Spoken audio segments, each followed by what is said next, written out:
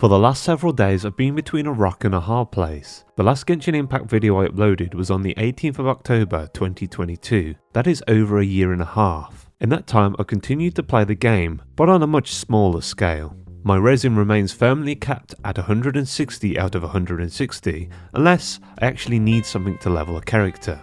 As for dailies, if there are events, I will do them and then fill up the counters to optimise the time I spend in game. Depending on the event, I will sometimes skip through the dialogue because, quite frankly, I found myself getting bored of all the nonsensical, meaningless fluff.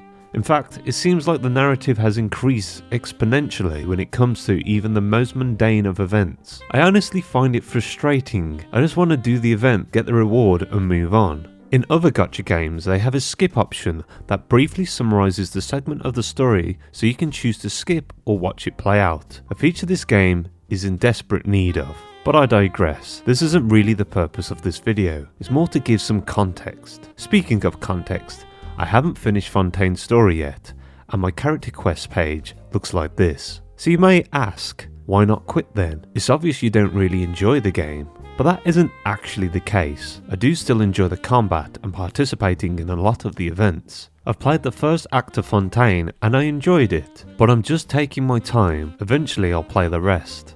Hell, I even do Abyss occasionally. I'm just not super into the game like I used to be. There are far too many glaring issues, such as insisting on padding out everything with meaningless dialogue, how the artifact system is utter trash, and a complete lack of a decent endgame. And yes, I know, there is supposed to be something coming in that regard.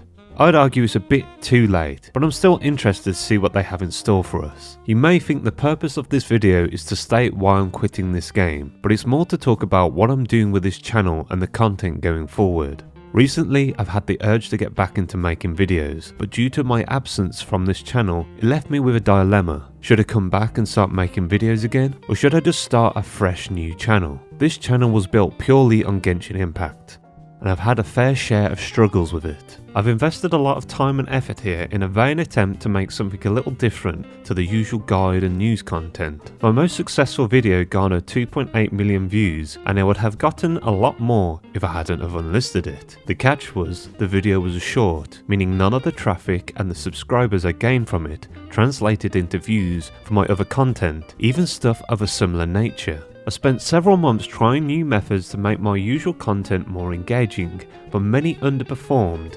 In the end, I just found myself frustrated, so I stopped. Well, not exactly. I just started making videos showing off my game dev work on another channel instead, which I'm still doing by the way.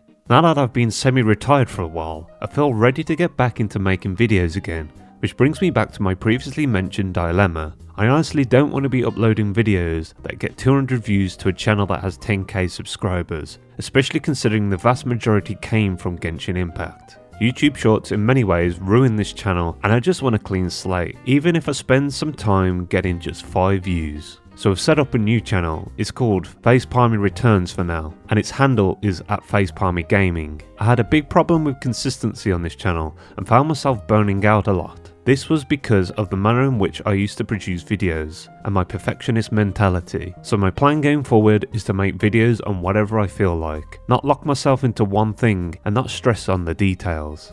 I'm going to focus on gaming, and I will most likely cover gacha games. This includes Genshin Impact, but I also feel I have a lot to say about games in general. I have a broad taste, so it would be nice to occasionally talk about other things that interest me. And that's about it really. This channel is going to act as an archive for my old Genshin Impact content, which I've recently made public again. The new channel will be in the description and in the pinned comment down below. If you do want to see future videos from me, then head over and subscribe. I'm looking forward to making content again, and I hope at least a couple of you guys continue to follow me over there. Let's see if we can break 10 subscribers. I'd honestly be surprised if I even do that. If you do subscribe, please let me know in the comments of this video so I know who you are.